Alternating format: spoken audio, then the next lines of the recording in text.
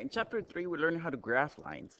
And one of the things that I kept on saying in chapter 3 was that the lines, what it represented were all the solutions to the equation, right? We had an equation, we learned how to graph it, but any point on the line was a solution to that equation. Now, in chapter 4, we're going to be looking at two equations at one time. So now for here, for this example, it's asking me, is the point 4, -3 a solution of each system? So looking at my example A, I have two equations. In order for this to be a solution, for -3 to be a solution, it has to make both of my statements true. If it makes at least one of them not true, then I'm going to say, no, it's not a solution. Once again, in order for this to be a solution, it has to make both of my statements true. So looking at the first statement, x plus 4y equals -8, right? That looking at that equation, instead of x, I'm going to write 4, and instead of y, I'm going to write -3, and it says this is -8. All I did was replace my values of x and y with the values given. So I have that 4 minus 12 is equal to -8. That is true. 4 minus 12 equals -8. So it makes the first statement true. And my first equation makes it true. Now let's take a look at the second equation. 3x plus 2y equals 6. Once again, I'm going to replace the values of x and y with the values given. So I have that 3 times 4 plus 2 times -3, it's equal to 6. So I have that 12 minus 6 is equal to 6, which is, once again, a true statement. So because it is true on both, I'm going to say yes, it is a solution. Once again, it has to make both equations true in order for this to be a solution.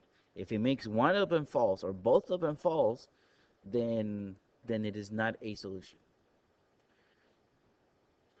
Now we're going to look at this on graphing. First thing, on my first equation, 2x plus 3y equals 4, let me rewrite it first. So I have that 2x plus 3y equals 4. Let me write this in slope-intercept form. So I know that I have to move the 2x over, obviously switch the sign.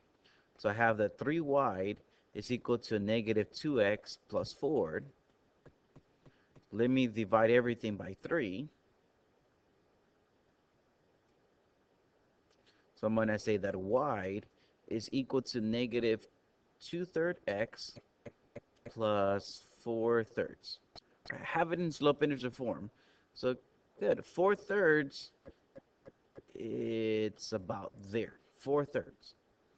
Now I have to go down 2 and 3 to the right. So let me go down 1. Let me go down 2 and 3 to the right. So it's about there. Now connect your points and graph a line.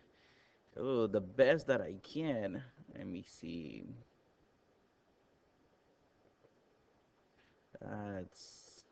Let's say it's about there.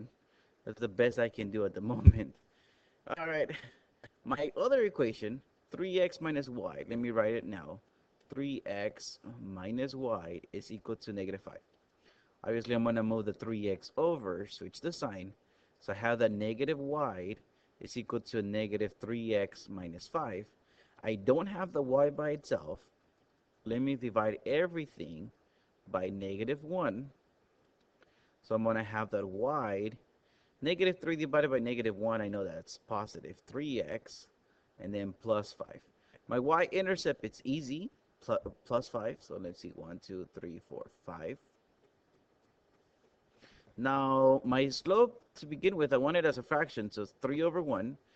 But I cannot go up 3. I don't have room to go up 3. So one of the things that I mentioned is whenever you don't have room, go back and change both of your signs. So we're going to have -3 over -1. We cannot see the -1 at the bottom because of the background, but I have 3 down, 3 to the left. I mean 1 to the left. So from this point, let me go 3 down, 1 to the left. It gives me this point. Connect your point the best that you can. Something like that. Like I said, that's the best that I can do. Now, the point of intersection, let me fix this line about there. The point of intersection In this case, my coordinates are -1, 2. All right, once again, I'm looking at the point where my two lines intersect. The point of intersection, that's the solution to my equations. Right? If I replace x with -1 and I replace y with 2 on both of my equations, it's going to give me true statements on both of them. So once again, you graph the lines. The point of intersection, that's the solution to the equations. And I say equations in plural because we have two of them. All right, let's take a look at another example. Solve the system by graphing. So my first equation is 2x plus y equals 2. So I have 2x plus y equals 2. I'm going to move the 2x over, obviously switch the sign. So I have y equals -2x plus 2. So that's easy to graph, right? If we want the slope as a fraction, just put a 1 at the bottom. We can graph this. Before I graph it, let's take a look at the other equation. I have 2x plus y is equal to 8. So the same thing, let me move the 2x over. So I have that y is equal to -2x plus 8. Once again, if we want the fraction as the slope as a fraction, just put a 1 at the bottom. Now, because I have to go plus 8 and I only have up to 5 squares, I'm not going to be counting 1 per square. Each square is going to be 2, just because I want to be able to fit 8. So let's take a look at the equation in red. Remember, each little squared, I'm going to count it as two spaces. I'm not going to be counting by ones. I'm going to be counting by twos. And once again, because I want my blue equation to fit. So looking at the red one, I have to go up 2. So that's my y-intercept. Once again, each square I'm counting by twos. And then I have to go down 2, 1 to the right. So down 2, 1 to the right. Since each squared I'm counting by twos, so that means 1 will be only half a square. All right. So, and then we can connect the line. I'm just going to do the best that I can here. It's about there.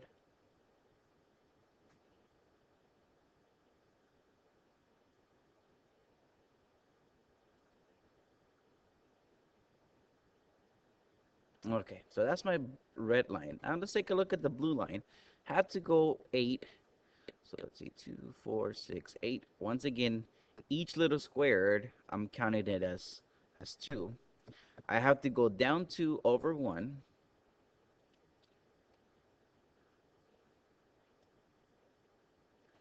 So I'm going to go here.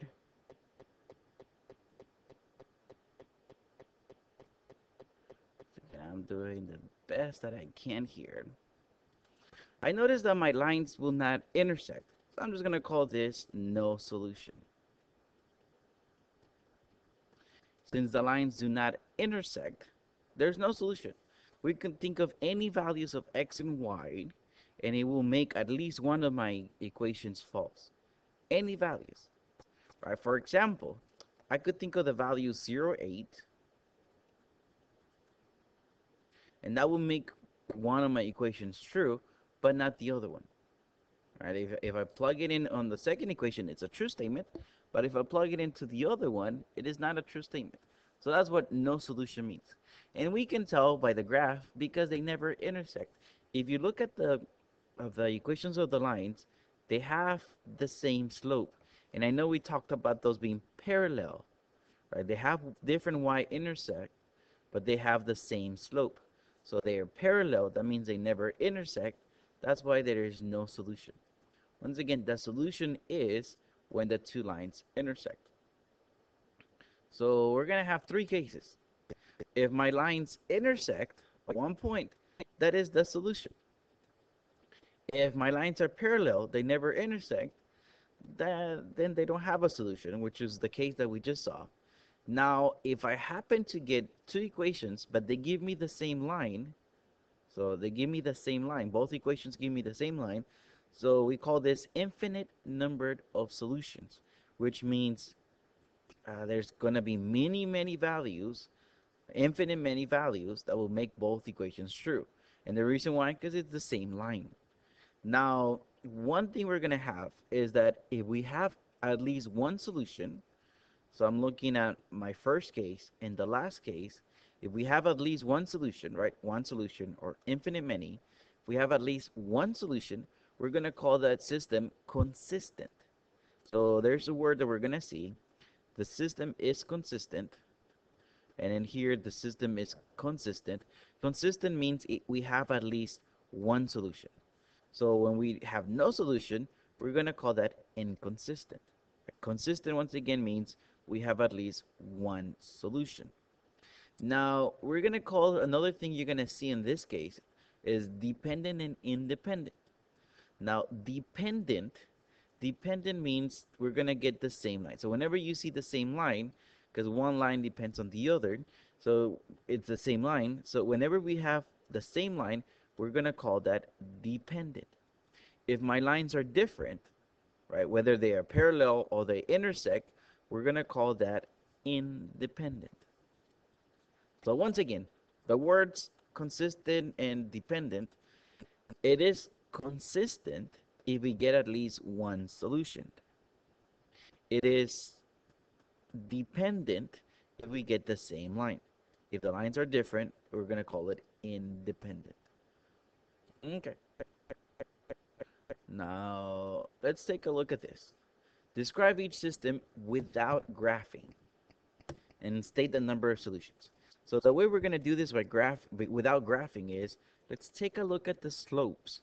So looking at my first equation, I have 3x plus 2y equals 6.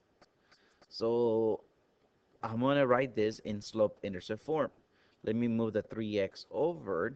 So I have that 2y is equal to negative 3x plus 6.